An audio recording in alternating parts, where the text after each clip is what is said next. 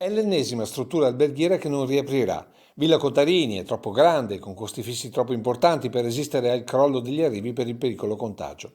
Con essa molte altre strutture alberghiere non stanno aprendo o non riapriranno, chi a breve, chi addirittura definitivamente. A Mogliano Villa Stucchi e la Meridiana Preganzioli il ristorante al Bolognese, mentre a Paese il Bianca Hotel spera di aprire in settembre.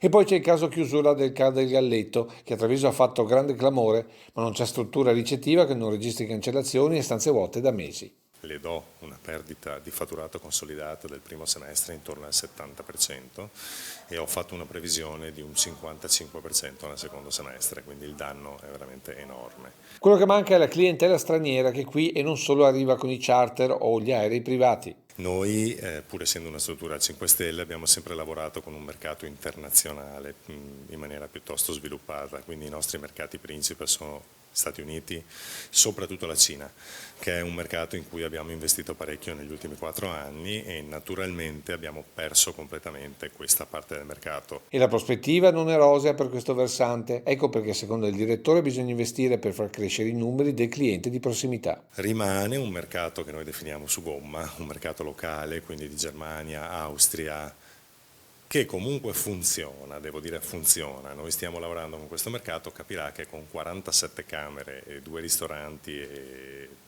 sì, non è assolutamente sufficiente. Clientela straniera che il più delle volte arriva con la bicicletta e forse proprio dal cicloturismo potrebbe arrivare una risposta alle tante stanze vuote. Io percepisco nei miei clienti questa voglia di uscita, questa voglia di territorio. Ma non basta, per capire quale sia l'obiettivo, per il direttore bisogna guardare a chi da tempo ha fatto del territorio una risorsa turistica fondamentale. Dovremmo forse cercare di spingere un po' di più la destinazione, creando dei prodotti forse in maniera un po' più adiacente a come può aver fatto la Toscana in qualche epoca precedente.